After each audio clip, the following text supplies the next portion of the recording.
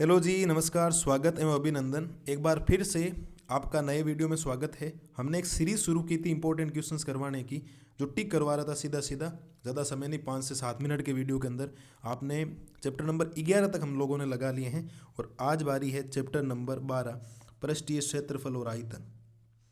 और इसके अंदर अगर आप लोग बातें करोगे तो एक घन होता है, एक घनाभ होता है, ठीक है, एक बेलन होता है, एक शंकु होता है,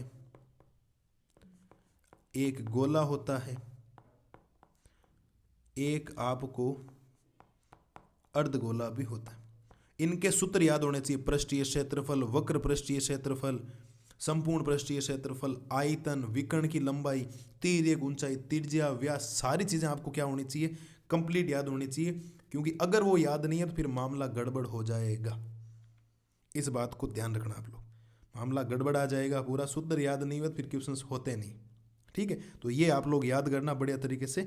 आगे मैं क्वेश्चंस तो आपको बता देता हूँ इंपॉर्टेंट कौन कौन से हैं, कौन कौन से नहीं।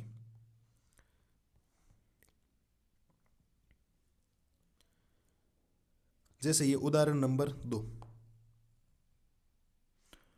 उदाहरण नंबर 2 वेरी वेरी इंपॉर्टेंट है सब। एक आकृति दे रखी है, 12.7 में दर्शाया गया सजावट के लिए प्रयोग होने वाला ब्लॉक दो ठोसों से मिलकर बना है, जिसमें एक घन है और दूसरा अर्धगोला है।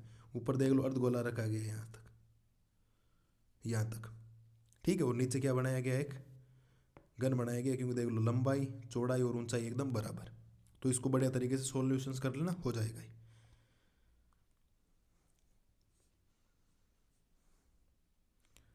ये हो गया एक। ये करना आपको मयंक वाला उदाहरण नंबर 4। उदाहरण नंबर क्या करना है? 4। राजस्थान बोर्ड में बड़ा क्वेश्चन नहीं आएगा, लेकिन यूपी बोर्ड, बिहार बोर्ड में इसमें से बड़ा क्वेश्चन आता है, तो आप सॉल्यूशंस करेंगे उसको, ठीक है। राजस्थान बोर्ड वाले केवल फॉर्मूला याद कर लेंगे, तो एक एक नंबर के 4 सवाल आएंगे आपके, तो आपको इनको ज़्यादा करने की जरूरत रहेगी नहीं। तो ये डायग्राम है, थोड़ा सा बता देना। पक्षियों के लिए स्नानघर बनाया गया, वैसा ध्यान रखना। वैसे उदाहरण नंबर 4, ठीक है। अब है 12.1। 12.1 के अंदर जो भी सवाल हैं 12.1 से पहले पहले या 12.1 तक, उसमें आपको क्षेत्रफल से रिलेटेड बातें करनी है, और 12.2 में आयतन की बातें करनी, ठीक है। जैसे अगर हम लोग बात करें तो 12.1 में एक तो क्वेश्चन नंबर 2 और एक question number 3 very very important है सब, वेरी वेरी इंपॉर्टेंट, ठीक है। कोई बर्तन एक खोखले अर्धगोले के आकार का है, जिसके ऊपर एक खोखला बेलन अध्यारोपित है। अर्धगोले का व्यास 14 सेंटीमीटर है और इस बर्तन की कुल ऊंचाई 13 सेंटीमीटर है। इस बर्तन का आंतरिक पृष्ठीय क्षेत्रफल आपको क्या करना है? ज्ञात करना है। तो ज्ञात आपको करना पड़ेगा, मतलब करना ही पड़ेगा। ओके साहब, ये बातें आपको ध्यान रखनी, कर लेना इनको बढ़िया तरीके से सॉल्यूशंस, ठीक है। दूसरा और तीसरा, इसके बाद में तो ये कैप्सूल वाला, दवा का कैप्सूल, जिसका डायग्राम ये है, अंदर ऐसा बना हुआ अर्धगोला ऐसा,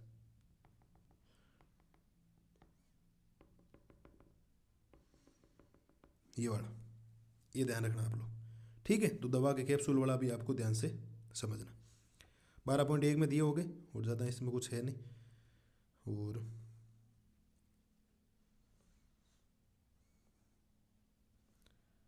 एक आप उदाहरण नंबर 7 कर लेना। एक खिलौना अर्धगोले के आकार का है, जिस पर एक लंबवर्तीय बेलन शंकु अध्याय और शंकु की ऊंचाई ये है, अंदर बैठाया गया। थोड़ा ध्यान रखना, पढ़ लेना, काम हो जाएगा आपका इसका, ठीक है। अब हम लोग बात कर लेते हैं 12.2 में, क्योंकि 12.2 में आयतन की बातें करनी। क्षेत्रफल में कन्फ्यूजन रहते हैं कि पृष्ठीय लगाएं या संपूर्ण लगाएं या वक्र पृष्ठीय लगाएं। तो मैं आपको जानकारी के लिए हिंट दे देता हूँ। 12.1 के अंदर सभी में वक्र पृष्ठीय लगाना, केवल घन और घनाभ में संपूर्ण लगाना। घन आएगा, घन का संपूर्ण लेना, बाकी जितने भी डायग्राम आएंगे उनके सबको आपको लेना है वक्र पृष्ठीय क्षेत्रफल। ध्यान रखना इस बात को। हाँ जी साहब, 12.2 का पहला, पाई के पदों में आयतन में ठोस ज्ञात करना है, यह आपको ध्यान रखना है। किसी भी हालत में आपको आना चाहिए, मतलब आना ही चाहिए। आगे हम लोग बढ़े तो आगे आपको क्वेश्चन नंबर 4, एक कलमदान घनभ के आकार की एक लकड़ी से बना है, जिसमें कलम रखने के लिए 4 शंक्वाकार गड्ढे बने हुए। घनाभ की विमा ये है, प्रत्येक गड्ढे की त्रिज्या ये है। तो पूरे कलमदान लकड़ी का आयतन आपको ज्ञात करना, ठीक है। तो ध्यान रखना, इनको बढ़िया तरीके से आपको करना है, मतलब करना ही पड़ेगा क्वेश्चन नंबर 4 को,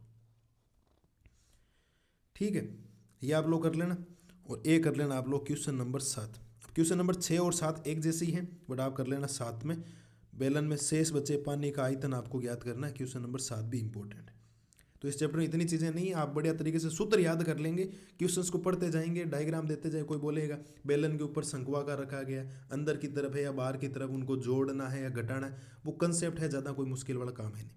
मेन इसके सूत्र हैं, सूत्र मैं अभी 1-2 दिनों के अंदर पूरे सूत्र आपको समझा दूंगा शानदार तरीके से कि किसका क्या सूत्र होता है और किसका क्या सूत्र होता है, तो कोई समस्या आपको ज़्यादा आएगी नहीं। ओके जी, तो इन बातों को आप लोग ध्यान रखना और बढ़िया तरीके से इनका सॉल्यूशंस आप लोग करना।